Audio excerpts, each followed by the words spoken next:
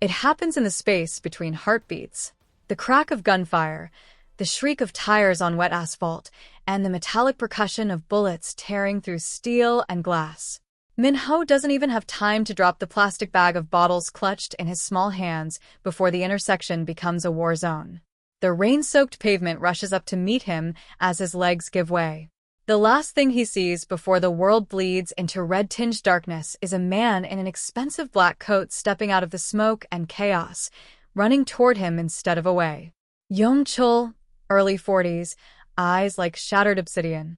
Tattoos snake up his neck like ancient warnings, disappearing beneath the collar of a coat that costs more than most people earn in a year, inked remnants of a life built on ash and blood, a past that breathes in the shadows of every decision he makes.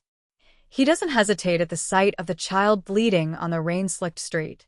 He doesn't calculate the risk as bullets ricochet off concrete behind him. He looks at his security chief, ignoring the phone vibrating in his pocket, a phone carrying $1 billion merger, 15 years of planning, and the only future he thought he wanted, and gives the order that fractures everything he's built. Forget the convoy. Forget the deal. The hospital is few blocks away. Move. His driver stares in disbelief. Chairman, the board, they'll think we're compromised. Yong-Chul is already cradling the boy in his arms, feeling the fragile heat of a life slipping away, watching rain dilute the blood pooling on his $1,000 suit. The child's eyes flutter open for just a second, wide, dark, confused, looking up at the man who looks like death itself but holds him like something infinitely precious. The board, Yong-Chul says quietly, his voice a gravestone-cold vibration that cuts through the chaos, can go to hell. The car roars to life. Behind them, the ambush dissolves into sirens and smoke. Ahead, 3 blocks that feel like 3 lifetimes. And in Yong-Chul's arms, a stranger. A boy with no name. A ghost carrying a secret that will resurrect the dead. The emergency room swallows them whole. Fluorescent lights, the antiseptic smell of bleach and desperation. Doctors shouting medical terminology that sounds like a foreign language. They pull the boy from Yong-Chul's grip with professional efficiency, disappearing behind swinging doors that read, "Surgery. Authorized personnel only." Yong-Chul stands in the hallway, soaked through, hands stained with someone else's blood. His phone has stopped ringing. The merger deadline has passed. Somewhere across the city, board members are abandoning a hotel ballroom, assuming their chairman has been killed or compromised or gone insane. He doesn't care. A nurse approaches, holding a small plastic bag sealed with red tape. "Sir, these are the patient's belongings. We'll need you to sign." She stops, noticing the tattoos climbing his neck, the expensive ruin of his coat, the quiet violence radiating from him like heat from asphalt after rain. "What's in it?" Yong-Chul asks. "Just not much. 3 1 coins. A cracked phone. And this." She held up the bag. A gold locket, small and weathered, fell on the floor as she was about to hand it over to him. Yong-Chul's world stops. His hands that have never trembled while pulling a trigger, that have signed death warrants and dismantled empires, shake as he takes the bag. He knows that locket. He knows the weight of it. He knows the engraving on the back before he even opens it. "Min-ho. Our light in the dark."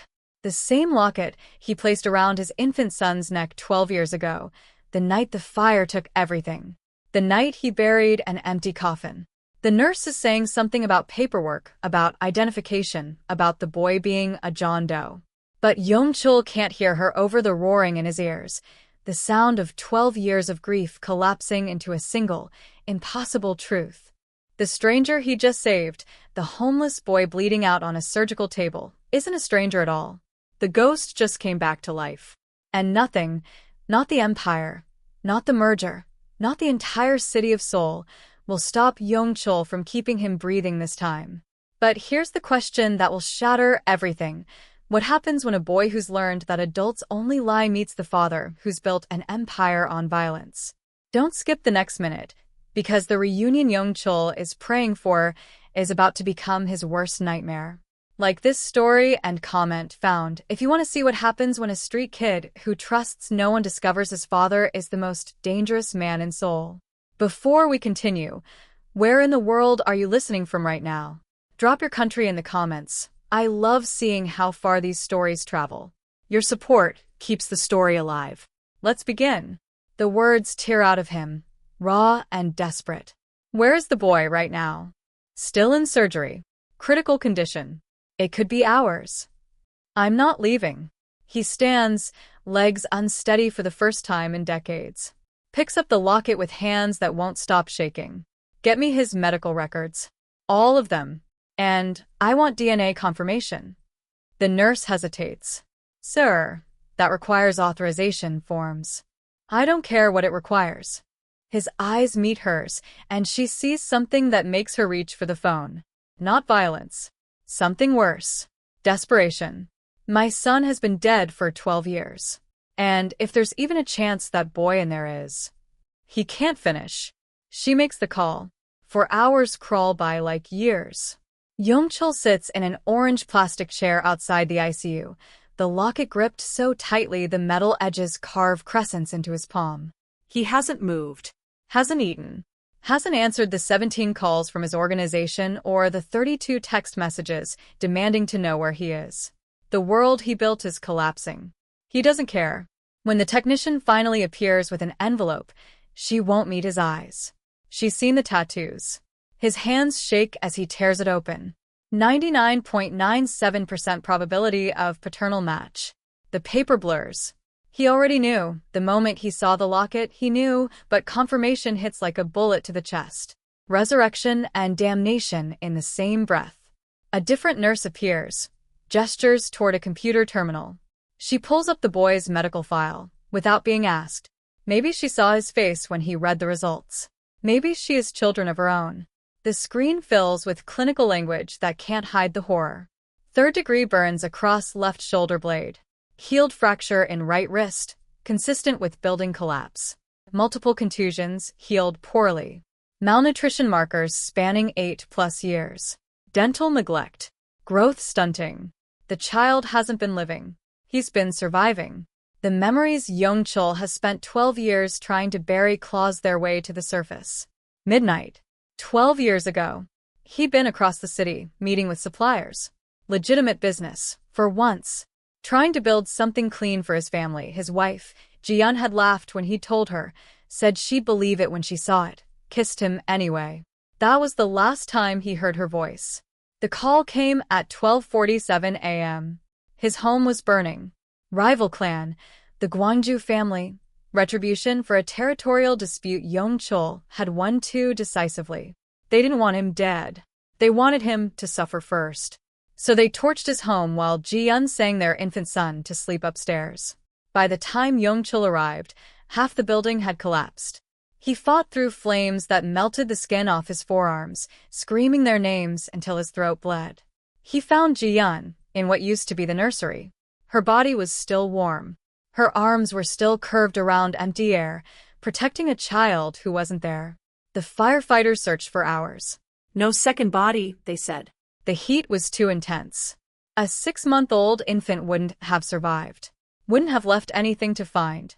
Yong-Chul had believed them. Because the alternative, that his son had survived, that he was out there somewhere, alone and afraid, was unbearable. So, he became unbearable instead. He hunted down every member of the Gwangju family, made their death slow, built his empire higher and bloodier on the foundation of that grief, believing power could fill the void where his heart used to be. It never did. A soft electronic chime breaks the silence. The ICU doors unlock with a pneumatic hiss. A doctor appears, exhausted but professional. He's stable, awake. Vitals are improving. She pauses. He's asking questions we can't answer. About why he's here. Who brought him in? Yong-Chul stands. Can I see him? Family only. She stops, sees something in his face. Glances at the DNA results still clutched in his hand. 5 minutes. Don't agitate him. Every word Yong-Chul rehearsed for the last 4 hours evaporates the moment he steps into the room. The boy is impossibly small against white hospital sheets. Medical equipment beeps around him, fragile proof of life. And 4 drips clear fluid into his arm. Bandages wrap his ribs where the bullet grazed him. His eyes track Yong-Chul's approach like prey, watching a predator enter its den. "Who are you?" Minho's voice is hoarse, damaged by smoke and fear and 12 years of learning that adults are dangerous. Yong-Chul stops at the foot of the bed. He's dismantled criminal organizations with a sentence. Negotiated billion-dollar deals without flinching. Ended lives with less hesitation than it takes to breathe. But standing here, looking at his son's face, Jian's eyes, his own stubborn jaw, 12 years of survival etched into features too young to carry such weight, he can barely force words past the grief crushing his chest. His voice cracks. Breaks. Rebuilds itself from ash. "I'm your father."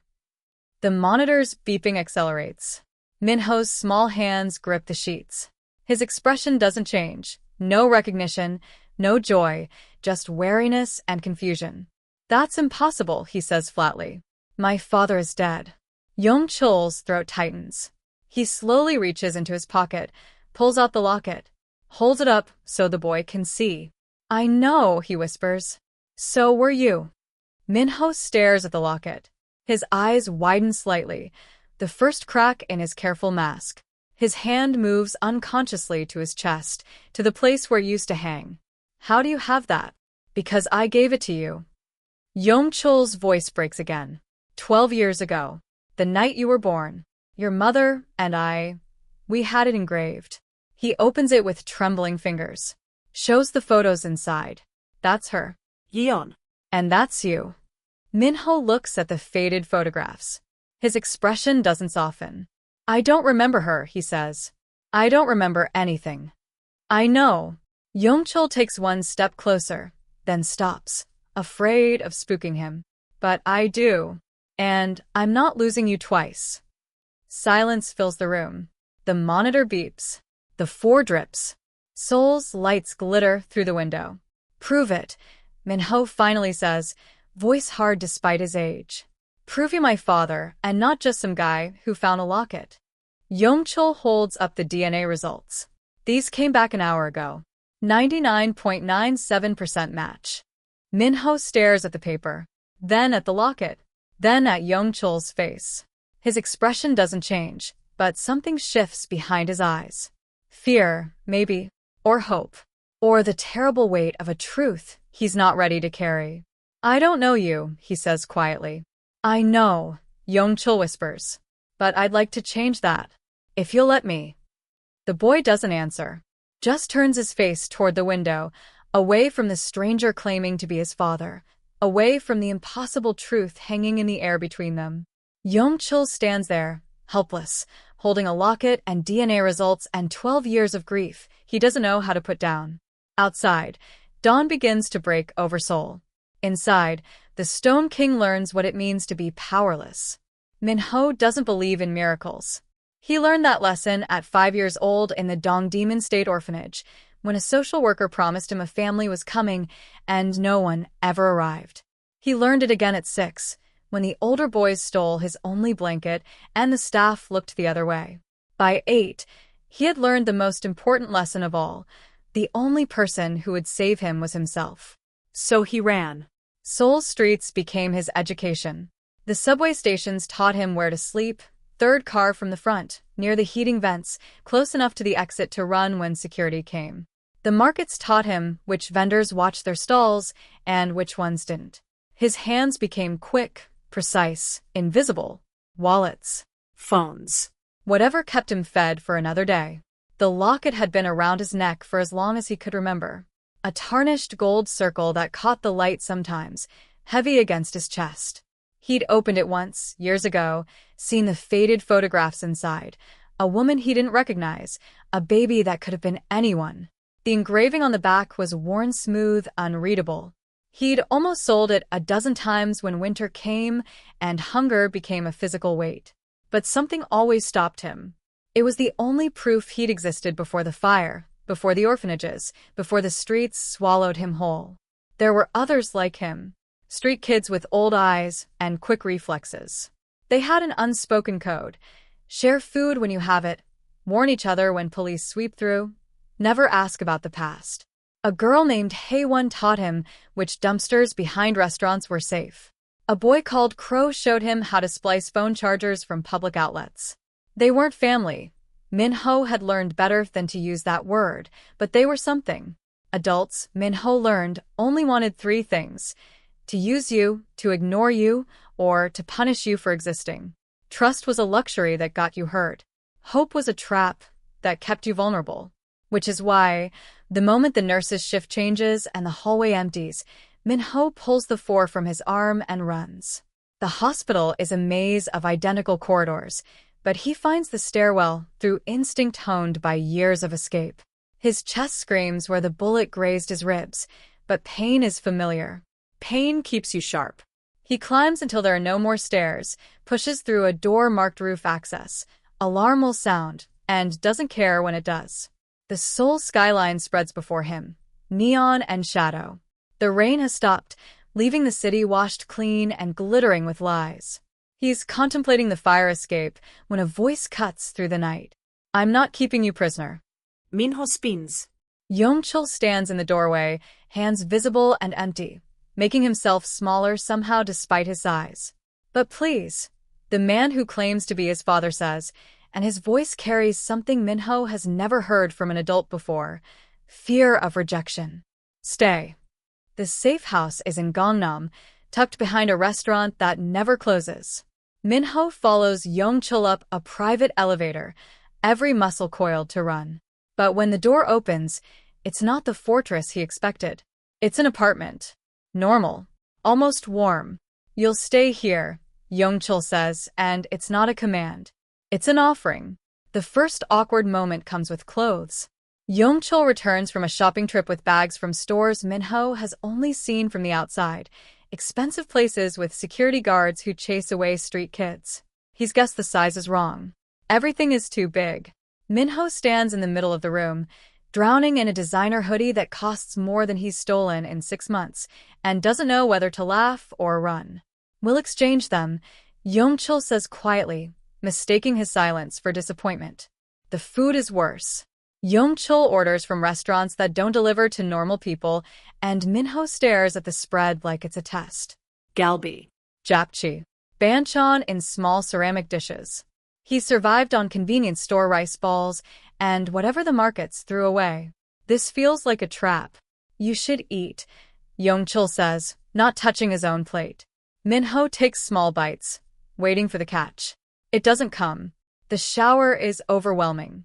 Hot water that doesn't run out after 2 minutes. Soap that smells like something other than disinfectant. He stands under the stream until his skin turns red, watching 12 years of street grime circle the drain. When he finally emerges, there are clean towels. Soft ones. He's forgotten things could be soft. That night, Yong-Chul tries to talk about her. Yeon. "Your mother had a voice like..." He stops, searching for words that don't exist. "She used to sing you to sleep. Every night. The same song." Min-ho stares at him blankly. "I don't remember." Something breaks in Yong-Chul's expression. No. "Of course you don't." The silence grows until Min-ho can't breathe in it. 3 days later, he finds cash in Yong-Chul's jacket, not a lot, but enough, and his old instincts take over. He's halfway to the door when Yong-Chul appears, blocking the elevator. Min-ho's hands tighten around the stolen bills, ready for the rage, the punishment, the confirmation that this was always conditional. "I'm not angry," Yong-Chul says instead, and he sounds tired. Broken. I don't want to lose you again." Min-ho's confusion turns to something sharper. "Why? "You don't even know me." Yong-Chul kneels, bringing himself to eye level. The gesture is so unexpected, so vulnerable for a man who looks like he's never knelt for anyone, that Min-ho forgets to run. "I've known you since before you were born," Yong-Chul says. His voice carries 12 years of grief. "You just don't remember. But I do. I remember the weight of you in my arms. The sound of your first cry. The way your mother's face looked when she held you." He pauses. You don't owe me anything. Not trust. Not love. Not even your time. But I'm asking anyway. Stay. Let me try. Minho looks at the money in his hands, then at the man on his knees. Slowly, he holds out the bills. Yong-Chul takes them, then does something impossible. He hands them back. Director Huang learns about the boy on a Tuesday morning, buried in a security briefing he almost deletes. Chairman abandoned merger for unidentified minor. Currently housed in Gangnam's safe house. No explanation provided. Huang sets down his coffee. In 15 years as Yong-Chul's second-in-command, he's watched the Stone King dismantle rivals without blinking, negotiate billion-dollar transitions with surgical precision, and maintain absolute emotional control. Men like Yong-Chul don't abandon empires for sentiment, which means the boy is leverage. The emergency board meeting convenes in a glass tower that reflects Seoul's skyline, like a promise of legitimacy. 12 executives in $1,000 suits, representing the new face of an old beast. Huang watches them shift uncomfortably as the agenda turns to their absent chairman. 3 weeks, Huang says, his voice carrying the measured disappointment of a concerned colleague. No communication. No explanation. The merger collapsed because he chose to chase a personal matter instead of securing our future. He pauses. Gentlemen, I believe the chairman's judgment has been compromised. The murmurs start immediately. Huang doesn't smile. That night, in his private office, he makes 2 phone calls. The first plants evidence, meticulously fabricated transaction records linking Yong-Chul to the unsolved murder of prosecutor Kim 3 years ago. Digital breadcrumbs that will surface exactly when Huang needs them. The second call is simpler. There's a boy in the Gangnam safe house. I need to know if he's a weakness or a weapon. The answer comes faster than expected. DNA confirmed. The boy is Yong-Chul's son. The son everyone believed died 12 years ago. Huang hangs up and stares at the Seoul skyline. Yong-Chul spent over a decade building an empire on the foundation of that grief. Now, the foundation has cracks. All Huang needs to do is apply pressure. The first attempt is subtle. A car follows Minho and Yong-Chul to a doctor's appointment, distant enough to seem coincidental, close enough to send a message. When Yong-Chul's security intercepts it, the driver has no identification. No affiliations. Just a burner phone and a single text. The boy makes you vulnerable. Yong-Chul reads it in the back seat, his jaw tightening. Minho sits beside him, oblivious, watching the city pass by. That night, Yong-Chul stands at the safe house window, watching his own security team patrol the perimeter. 3 layers of protection. Armed men. Surveillance systems.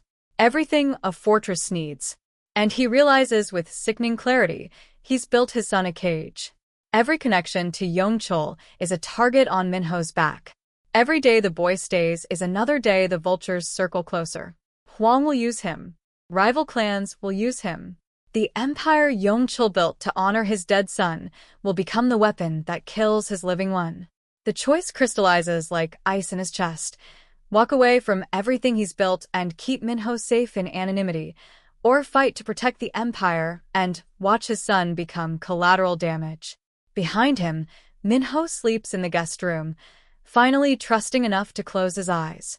Yong-Chul knows he can't protect both. Minho finds the war room by accident. He's looking for the bathroom in the middle of the night when he notices a door that doesn't quite align with the apartment's layout. It's unlocked. Yong-Chul has been careful not to make the boy feel trapped, so Minho pushes it open. The room is small, windowless, lined with filing cabinets, and a digital security hub that monitors 6 different locations. But it's the wall that stops Minho's breath. Photographs. Dozens of them. Crime scenes. Business meetings that look like executions. A younger Yong-Chul, tattoos fresh and angry, standing over bodies in warehouse shadows. Minho's hands shake as he opens the nearest file cabinet. Transaction records marked in red. Names with dates beside them, dates when people stopped existing. Incident reports written in cold, clinical language that can't hide what they're describing. Violence as a business model, death as a negotiation tactic. His father isn't a businessman trying to go legitimate. His father is the monster kids like Minho learned to avoid. He's backing toward the door when voices drift from the living room. Yong-Chul and two men Min-ho doesn't recognize. The prosecutor's evidence is fabricated, one says. But Hwang's planted it deep. If it surfaces, then we eliminate Hwang before he can leverage it. Yong-Chul's voice carries the same cold efficiency Min-ho heard in those files. Quietly. No traces. And the board. Let them vote. I'll deal with the consequences. Min-ho está macterns. Eliminate. The word sits in his mouth like poison. He waits until the men leave, then steps into the living room. Yong-Chul looks up, and something in Min-ho's expression makes him go very still. You're not a businessman, Min-ho says. His voice doesn't shake, but his hands do. You're a killer. Yong-Chul doesn't flinch. Doesn't deflect. Yes. I am. I've done terrible things. How many? The question comes out raw. How many people have you? Too many. Yong-Chul's jaw tightens. More than I can justify. More than I can take back. Min-ho laughs, and it sounds broken. My whole life, I survived by avoiding men like you. The ones with dead eyes and expensive coats who think they own the streets. He takes a step back. And now you want me to believe you're my father? That you care? I want you to believe I'm trying to be better. Yong-Chul's voice cracks. For you. I didn't ask for that. Min-ho shouts, and 12 years of survival instinct screams at him to run. I didn't ask to be your redemption project. I didn't ask to be the reason you pretend you're not a monster. Yong-Chul flinches like he's been struck. For a long moment, neither moves. You're right, Yong-Chul finally says. He sounds hollowed out. You didn't ask for any of this. I'll give you space. He walks to his bedroom and closes the door. Min-ho stands alone in the living room, surrounded by expensive furniture and soft lighting and the suffocating weight of a truth he can't unlearn. His father saves lives. His father takes them. And Min-ho doesn't know which one is real. Min-ho leaves at dawn. Not running this time, walking. Past the sleeping security guards, down streets that remember his footsteps, toward the one place that always made sense. The Han River at sunrise is silver and quiet, the city's chaos muted by distance and water. Min-ho finds his old spot beneath the Mapo Bridge, where the concrete support beams create a shelter from wind and sight. He slept here dozens of times, when winter was too cold and the subway stations too dangerous. It feels honest in a way the safe house doesn't. He doesn't know how long he sits there before Yong-Chul appears. The man doesn't announce himself, doesn't demand Min-ho return. He just sits down on the concrete beside him, leaving space between them, and watches the water move. The silence stretches. A jogger passes above them. A boat cuts through the current, leaving ripples that reach the shore. When your mother died, Yong-Chul finally says, his voice low and careful, I became a monster because I thought that's what strength was. That power could fill the void. That if I made myself dangerous enough, nothing could hurt me again. He pauses. I was wrong. Real strength is sitting here, asking you to give me a chance, knowing you might say no. Min-ho picks at a crack in the concrete. What if I'm too broken? What if I can't be your son? You're not broken. Yong-Chul's voice carries absolute certainty. You survived 12 years that would have destroyed most adults. You learned to read people, to adapt, to endure. That's not broken, Min-ho. That's extraordinary. Surviving and being broken aren't the same thing. Min-ho feels something crack in his chest. You've killed people. Yes. You might kill more. Not if I can help it. Yong-Chul looks at him directly. But I won't lie to you. My past doesn't disappear because I want it to. The question is whether I let it define my future. Whether I let it define yours.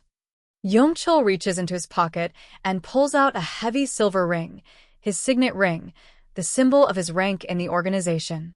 The metal catches the early light as he turns it over in his palm. I've worn this for 15 years, he says. It means I'm untouchable. Feared. Powerful. He stands, walks to the water's edge. I'm done being a king, Min-ho. I want to be your father. He throws the ring. It arcs through the air and disappears into the Han River without a sound. Min-ho stares at the ripples spreading across the water. I don't know how to do this. Yong-Chul sits back down, closer this time. Neither do I. But we'll figure it out together. If you'll let me try. Min-ho doesn't answer immediately. He watches the river, thinks about all the times he's run from things that scared him. All the times running was the only smart choice. Okay, he whispers. We try. The news breaks 3 days after the river. Not in boardrooms or private meetings, but everywhere at once. Every major network, every financial publication, every digital platform that matters. Chairman Yong-Chul linked to prosecutor Kim murder. Evidence surfaces after 3 years. The photographs are damning. Transaction records. Encrypted messages. A paper trail so perfectly constructed it looks absolutely real. The emergency board meeting lasts 17 minutes. Hwang doesn't even need to argue his case. The evidence speaks for itself. The vote is unanimous. Yong-Chul is suspended pending investigation. Hwang assumes temporary control. Min-ho sees it on the news before Yong-Chul can explain. He watches his father's face flash across the screen, watches analysts dissect his past, watches everything Yong-Chul tried to build crumble in real time. It's fake, Yong-Chul says, but his voice carries the weight of someone who knows the truth doesn't matter anymore. The attack comes at 2 a.m. Min-ho wakes to the sound of shattering glass, then gunfire, sharp cracks that puncture the night. Yong-Chul is in his room instantly, pulling him from the bed, moving with the lethal efficiency of a man who's done this before. Stay behind me. The hallway erupts. For men in tactical gear, professionals who move like they've mapped every exit. Yong-Chul meets them with controlled violence, each movement precise, brutal, necessary. Min-ho watches his father become the monster from those files, and understands for the first time that monsters are sometimes the only thing standing between you and worse monsters. But there are too many. Yong-Chul takes down 3 before realizing they're not trying to kill them. They're herding them toward the balcony, toward a kill box with no escape. Fire escape. Yong-Chul gasps, bleeding from a gash above his eye. Now. They run. Down 13 floors of rusted metal, into an alley that smells like rain and garbage. A car screeches nearby. Footsteps echo from multiple directions. Min-ho's breath comes in ragged gasps. This is because of me. You should just let me go. They want you weak, and I make you. Never. Yong-Chul grabs his shoulders, forces eye contact. We run together, or we fight together. Your choice. But I'm not losing you to keep an empire I just threw in a river. I don't know how to fight this. Min-ho's voice breaks. These are your people. Your world. I'm just. Yes, you do. Yong-Chul's grip tightens. You've been fighting your whole life. Every day on those streets was a war you won. This time, you just have backup. Sirens wail in the distance. They have maybe 2 minutes before the perimeter closes. Where do we go? Min-ho asks. Yong-Chul looks at his son, this boy who survived a decade of hell, who's still standing despite everything trying to break him, and makes a choice. Somewhere they won't think to look. Your streets. You lead. For the first time, Min-ho smiles. Follow me. Min-ho moves through the streets like water, fluid and certain. Yong-Chul follows, and for the first time in his life, the Stone King is the one who doesn't know the territory. This way. Min-ho cuts through an alley so narrow they have to turn sideways. Cameras don't cover this angle. Cops stopped patrolling here after the restaurant closed. They emerge near Dong Demon Market, and Min-ho makes a sound. Not quite a whistle, more like a bird call. Within seconds, a girl appears from a vendor stall. Hae-won, older than she looked in Min-ho's memories, eyes sharp and assessing. Thought you got rescued, she says, eyeing Yong-Chul's expensive coat and visible tattoos with obvious suspicion. It's complicated. Min-ho glances back at his father. We need somewhere off-grid. Just for a few hours. Hae-won studies them both, then nods. Crow's Place. Follow the food carts, 3rd basement level. Don't use your phone.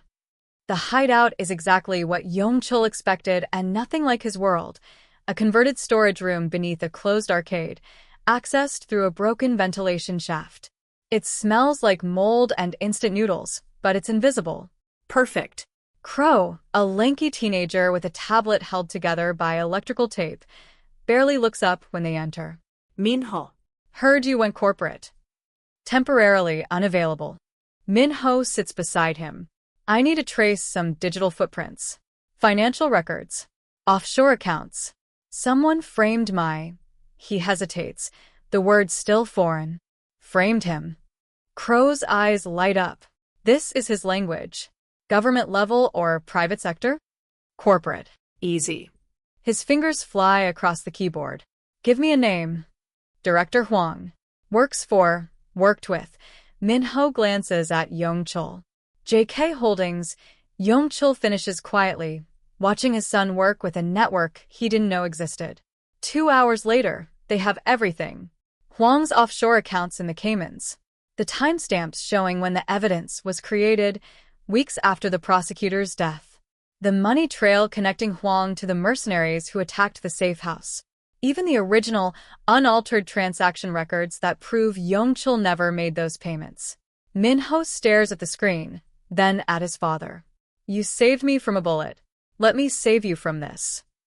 Yong-Chul's throat tightens. Minho. There's an emergency board meeting tomorrow, right? Huang's going to push for your permanent removal. Minho's voice carries a confidence that wasn't there before. We show up. We present this. We bury him with his own lies. They won't let us in. Security will. I spent 12 years getting into places I wasn't supposed to be. Minho's smile is sharp. Trust me. Yong-Chul looks at his son, this boy who survived alone, who's building a rescue plan with street kids and stolen data, who's stepped into his power without asking permission, and feels something shift. Okay, he says. We do it your way.